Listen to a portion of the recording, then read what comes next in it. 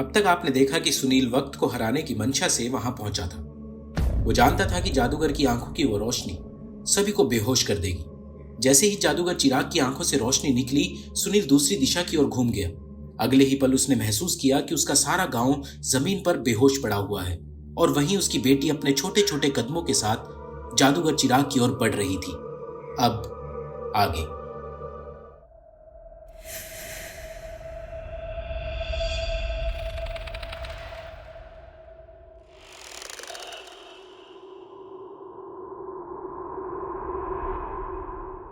इस ब्रह्मांड में कई चीजें ऐसी बनी हैं जिनको गलत साबित करना नामुमकिन है। उन्हीं सत्यों में से एक सत्य ये जीवन भी है। इंसान का पैदा होना और एक काल के बाद उसकी मृत्यु ये निश्चित है। लेकिन कुछ इंसान ऐसे भी हैं जो इसे गलत साबित कर खुद भगवान बनने की इच्छा रखते हैं, और उनमें से ही एक जादूगर चिराग भी था।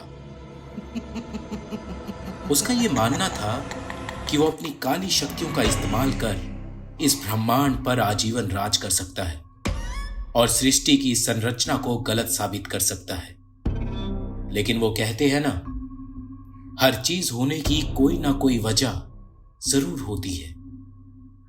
जादूगर का किस्सा भी कुछ ऐसा ही था।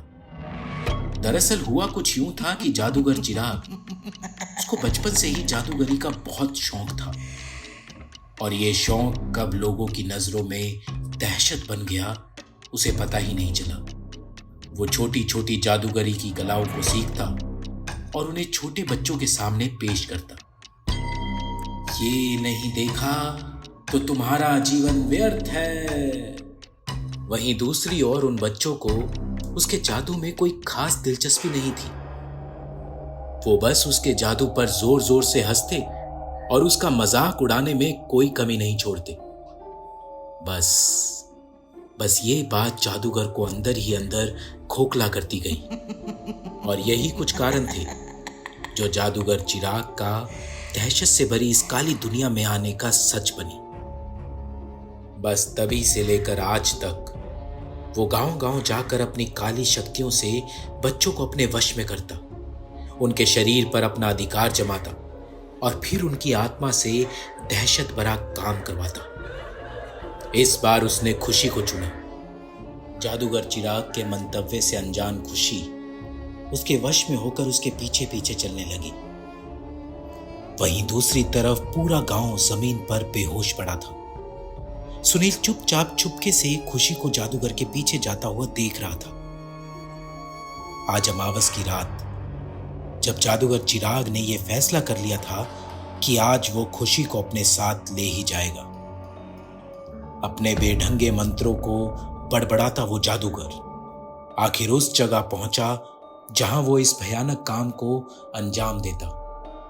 एक अजीब सी दिखने वाली गुफा जो जमीन के अंदर की तरफ थी।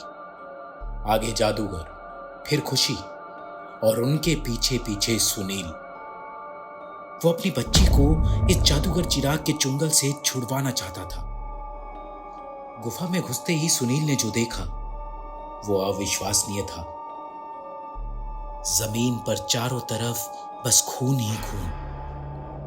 उस गुफा में ऐसी बदबू जिसे सूंघकर ऐसा लग रहा था कि मानो जैसे न जाने कितनों की बलि इस गुफा में दी गई हो। लेकिन सुनील को इस सब से अभी कोई फर्क नहीं पड़ा, क्योंकि उसे सिर्फ अपनी बच्ची खुशी को बचाना था।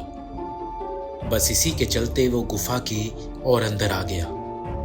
जादूगर के मंत्रों की आवाज गुफा के अंदर गूंज रही थी कि इसी बीच सुनील आखिरकार उस जगह पहुंचा जहां जादूगर चिराग और उसकी बच्ची खुशी थे।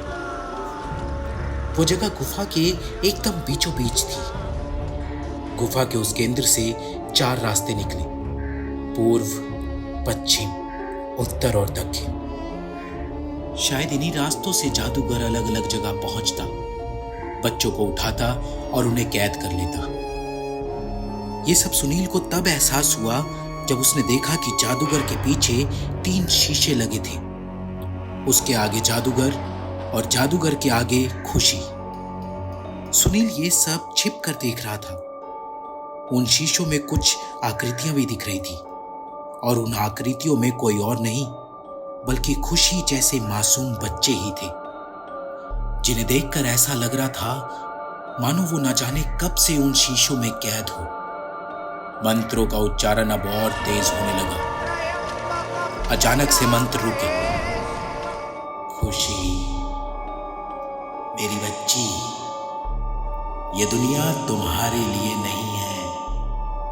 चलो मेरी दुनिया में चलो, जहां तुम्हारे लोग तुम्हारा इंतजार कर रहे हैं।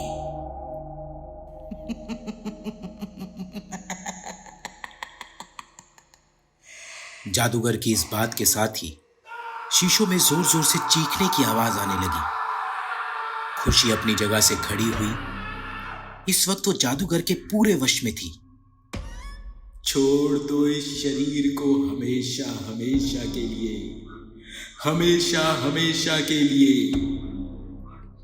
इन बातों के साथ जादूगर चिराग ने अपनी आंखें बंद कर ली और मंत्रों का उच्चारण शुरू किया। अब इधर सुनील ये सब कुछ देख रहा था, सुन रहा था और उसने ठान लिया कि वो खुशी को यहां से ले जाएगा। लेकिन कैसे, यह अभी तक उसे भी नहीं पता था। उसने हिम्मत की और एक पत्थर उठाकर पहुंच गया जादूगर के सामने। खुशी, खुशी, तुम ऐसा क्यों कर रहे हो? जादूगर, तुम ऐसा क्यों कर रहे हो? सुनील ने पूछा। जादूगर उसे देखकर बहुत हैरान हुआ, क्योंकि उस जगह जादूगर के अलावा कोई और नहीं आ सकता था। फिर ये कैसे?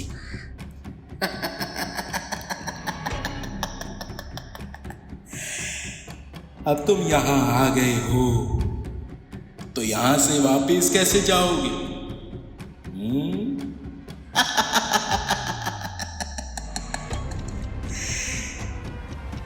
ये कहते ही उसने अपनी छड़ी से सुनील पर हमला किया, जिससे सुनील तो बच गया, लेकिन सुनील ने वो पत्थर जादूगर की तरफ फेंका और वो पत्थर जाकर जादूगर के पीछे रखे शीशों पर जा लगा। पत्थर लगने की वजह से उन शीशों के टुकड़े टुकड़े हो गए। बच्चों की वो चीख मानो अब एकदम शांत हो गई थी। ये देखकर जादूगर को बहुत गुस्सा आया। तुमने मेरी बरसों की मेहनत को धूल में मिला दिया। अब मैं तुम दोनों को नहीं छोड़ूंगा। पहले तो जादूगर अपने मंत्रों को बड़बड़ाता हुआ खुशी की तरफ भागा, लेकिन सुनील ने शीशे के एक टुकड़े को उठाया और जादूगर के सामने आ खड़ा हो गया। मंत्रों के साथ जैसे ही जादूगर को अपना चेहरा शीशे में दिखा, उसके मुंह से जोर से एक चीख निकली और वो उस शीशे में कहीं चला गया, क्योंकि जादूगर चिराग को पता था कि मंत्रों के साथ शीशे में चेहरा दिखने के बाद आपकी रूह उस आईने में चली जाएगी। बस इसीलिए उसने उन शीशों को अपने पीछे रखा था और सुनील को इसके बारे में कुछ भी नहीं पता था। उसने बस जादूगर पर हमला करने के लिए शीशे के उस टुकड़े को उठाया था। पर जो हुआ अच्छा हुआ। जादूगर चिराग चला गया और सुनील को उसकी बच्ची खुशी वापस मिल गई। पापा, ये सब क्या है? हम यहाँ क्या कर रहे हैं? यह सुनते ही सुनील ने खुशी को गले से लगाया और फिर वहां से वो दोनों वापस अपने घर चले गए। आप लोगों को क्या लगता है कि जादूगर चिराग कहाँ गया? हमें कमेंट बॉक्स में जरूर बताएं।